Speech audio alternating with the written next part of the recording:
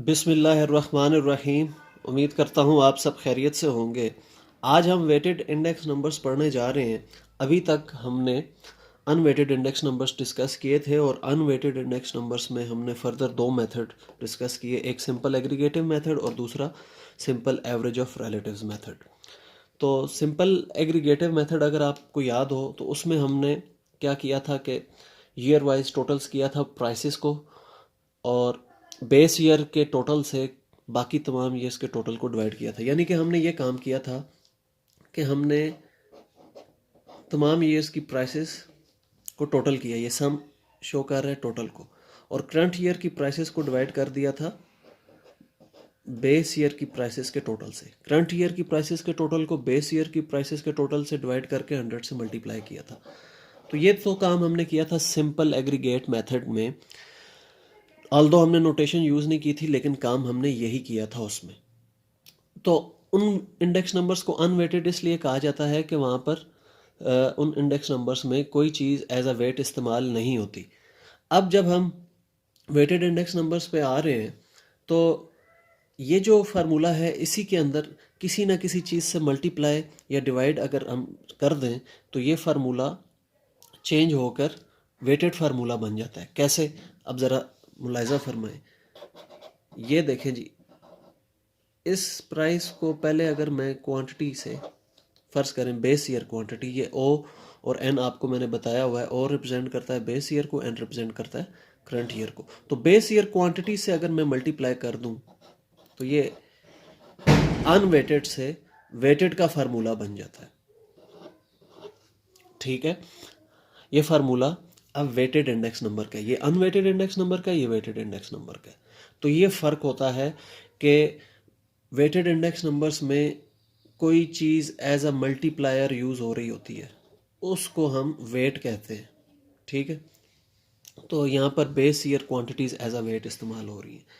अच्छा, अब weighted index numbers में भी दो तरह के फार्मूले होते हैं, वो मैं आपके सामने पेश कर देता हूँ। एक होता है जी वेटेड एग्रीगेटिव और दूसरा होता है वेटेड एवरेज ऑफ रिलेटिव्स। जैसे अनवेटेड इंडेक्स नंबर्स में सिंपल एग्रीगेटिव था और सिंपल एवरेज ऑफ रिलेटिव, यहाँ पे वेटेड एग्रीगेटिव और वेटेड एवरेज ऑफ रिलेटिव्स, ये दो तरह के फार्मूले आप पढ़ते हैं। अच्छा, अब ज़रा देखिए इसमें फर्दर लेस्पियर्स फार्मूला क्या है। लेस्पियर्स फार्मूला में अभी मैंने आपके सामने जो फार्मूला लिखा था थोड़ी देर पहले, वो लेस्पियर्स ही था। तो ये लेस्पियर्स प्राइस इंडेक्स नंबर का फार्मूला है। इसमें ये चीज़ base year quantities as a weight इस्तेमाल होती हैं। अच्छा, फिर वेटेड एग्रीगेटिव का अगला फार्मूला पाशीज फार्मूला, इसमें ये current year quantities as a weight इस्तेमाल होती हैं। ठीक हो गया जनाब। तो ये तो थे वेटेड एग्रीगेटिव फार्मूलाज लेस्पियर्स के और पाशीज के। अब आ जाइए weighted average of relative formula. अब ये देखिए इसमें जो क्वांटिटी वेट इस्तेमाल हो रही है वो पी नॉट क्यू नॉट है, इसको मैंने अंडरलाइन किया हुआ है। ठीक है, ये वैल्यू है, base year value as a weight इस्तेमाल हो रही है, और यहाँ पर भी वैल्यू एज अ वेट इस्तेमाल हो रही है। ये देखिए वैल्यू क्या होती है, किसी चीज़ की वैल्यू आपने फाइंड करनी हो तो वैल्यू एक्चुअली प्राइस और क्वांटिटी का प्रोडक्ट होता है। तो इन फार्मूलों में ये वैल्यूज़ एज अ वेट इस्तेमाल हो रही हैं। ठीक है, इन फार्मूलों में क्वांटिटीज़ एज अ वेट इस्तेमाल हो रही हैं। ठीक है, ये भी प्राइस इंडेक्स नंबर्स हैं, ये भी प्राइस इंडेक्स नंबर्स हैं। फिर एक और फार्मूला जो है फिशर्स फार्मूला, वो एक्चुअली ज्योमेट्रिक मीन है लेस्पियर्स और पाशीज फार्मूला का। यानी कि इन दोनों फार्मूलों को मल्टीप्लाई करके आप अगर पावर 1/2 या अंडर रूट ले लें तो फिशर्स फार्मूला आ जाता है। इसको फिशर्स आइडियल इंडेक्स भी कहा जाता है। इस फार्मूले में अगर आप देखें दो तरीक़ों से इस फार्मूले को पेश किया जाता है। एक ये वही चीज़ें इस्तेमाल हो रही हैं लेस्पियर्स और पाशीज की। ठीक है, या आप डायरेक्टली लेस्पियर्स का जो आंसर आता है और पाशीज का जो आंसर आता है उन दोनों आंसर्स को मल्टीप्लाई करके और उसकी पावर 1/2 ले लें तो फिशर्स आइडियल इंडेक्स नंबर आ जाता है। अब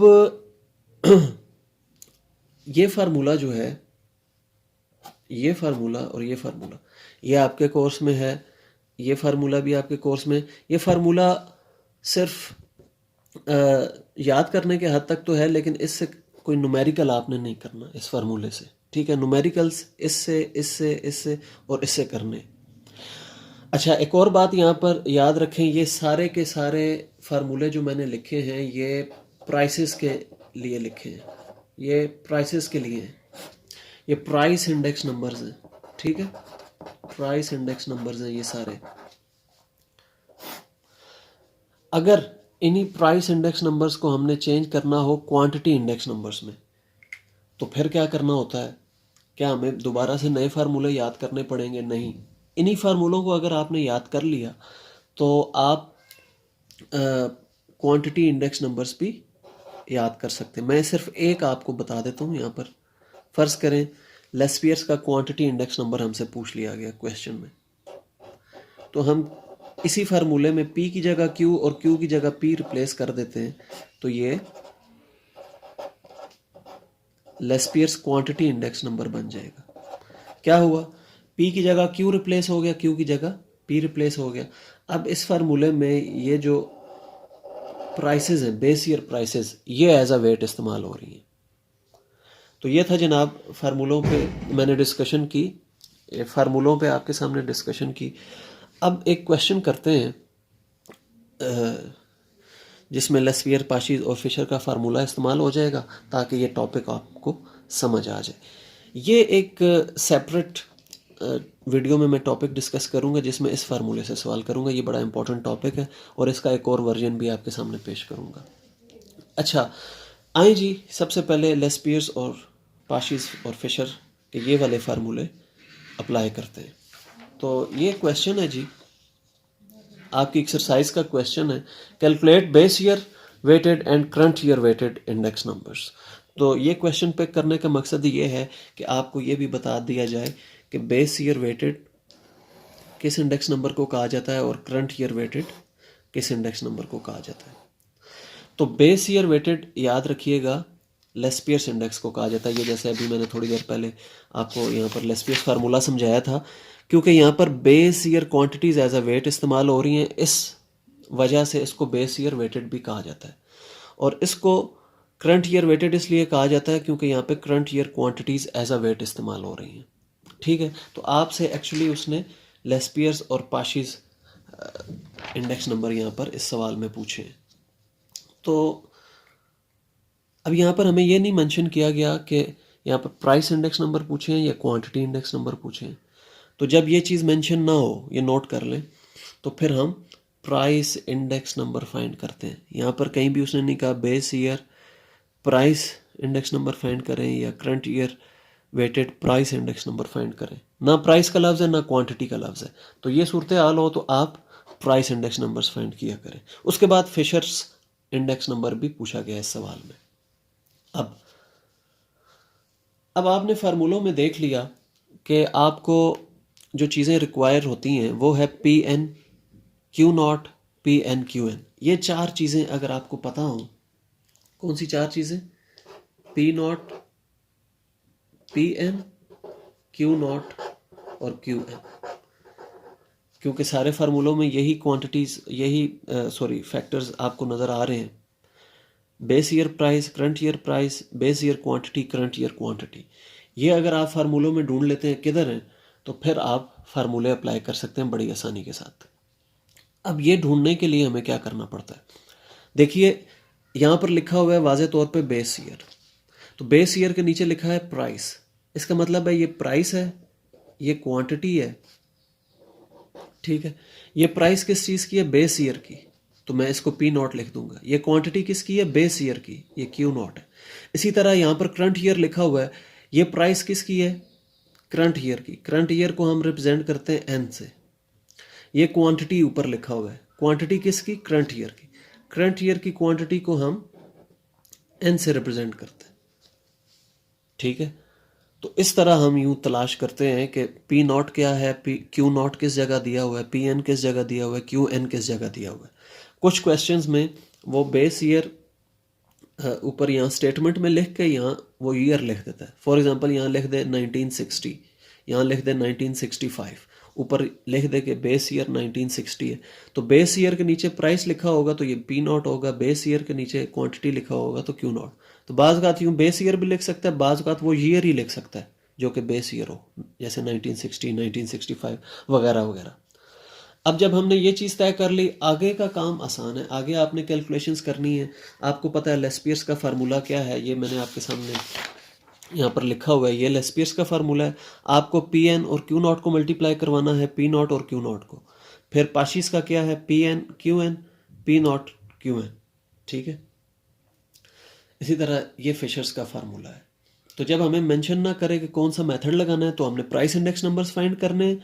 और अगर हमें मेंशन ना करे वेटेड एग्रीगेटिव से फाइंड करना है या वेटेड एवरेज ऑफ रिलेटिव से, उस सूरत में भी हम ये वाले फार्मूले लगाते हैं, वेटेड एग्रीगेटिव। जब तक हमें मेंशन खुद नहीं करेगा तब तक हम ये फार्मूला लेस्पियर्स का और पाशीस का अप्लाई नहीं करेंगे। ठीक हो गया जनाब। अच्छा, अब जैसा कि मैंने आपको बताया कॉलम्स कौन कौन से चाहिए, फार्मूलों को देख के हमें पता चल जाता है। पी एन क्यू नॉट का column, P not Q not का column, P N Q N का कॉलम, और उसके बाद पी नॉट क्यू एन का कॉलम। ये 4 कॉलम्स हमें चाहिए।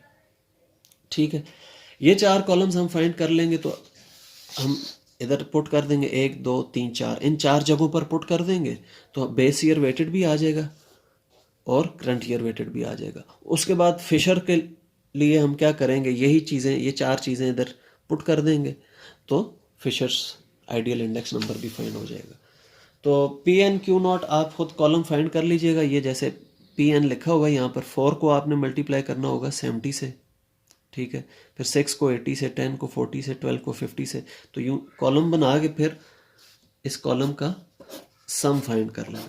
तो सम मैं आपको बता देता हूँ, पी एन क्यू नॉट है जी 1760, पी नॉट क्यू नॉट है 1430, पी एन क्यू एन है 2110 और पी नॉट क्यू एन ये है 1725। ये आपने खुद से कॉलम्स बनाने हैं और ये टोटल्स फाइंड कर लेने। टोटल्स फाइंड करने के बाद आपने फार्मूलाज अप्लाई करने हैं लेस्पियर्स, पाशीस और फिशर के, और आंसर फाइंड कर लेने हैं। ये लीजिए, इसमें हमने सिर्फ प्राइस इंडेक्स नंबर्स आज क्वेश्चन किए थे, प्राइस इंडेक्स नंबर्स के ये वाले। मैंने आपको ये भी समझाया कि अगर आपने क्वांटिटी इंडेक्स नंबर्स फाइंड करने हैं तो आपको मैं एक्सरसाइज दे देता हूँ इसी सवाल के, आप क्वांटिटी इंडेक्स नंबर्स भी फाइंड कर सकते हैं। सिर्फ फार्मूलों में क्या चेंज करनी है, जहाँ जहाँ पी लिखा हुआ है वहाँ वहाँ क्यू कर दें, तो आपका ये टॉपिक मुकम्मल तौर पर तैयार हो जाएगा। कुछ मज़ीद क्वेश्चंस देख लेते हैं जी। यहाँ पर देखिए प्राइसेस 1960 1964 लिखा हुआ है, तो ये पी नॉट और पी एन है। जहाँ 1960 है ये पी नॉट है, जहाँ 1964 है ये पी एन है, और इसी तरह क्वांटिटीज़ में भी। अगला सवाल भी सेम है, जहाँ 1960 लिखा हुआ है ये पी नॉट क्योंकि ये बेस ईयर है, 1965 पी एन, फिर आगे क्यू नॉट क्यू एन, और आपने लेस्पियर, पाशीस और फिशर के फार्मूले अप्लाई करते हुए ये क्वेश्चन करना है। ठीक हो गया जनाब। इसमें सिर्फ प्राइस इंडेक्स नंबर्स आपने फाइंड करने हैं। फिर 5.10 बी में देखिए जी, आपने Fisher's ideal index number find करना है। 1965 बेस ईयर है, तो इसमें आपको पहले पी नॉट दिया हुआ है और फिर क्यू नॉट दिया हुआ है, ऊपर 65 लिखा था ना, फिर आगे पी एन क्यू एन दिए हुए थे। ये सवाल देखिए जी, इसमें आपको पहले एडजस्ट करना है प्राइस। ये देखिए मैंने आपको लिख के दिया, ऐसे P not Q naught P N Q N लिखने, उसके बाद आपने लेस्पियर और पाशीस के फार्मूलाज अप्लाई करने हैं।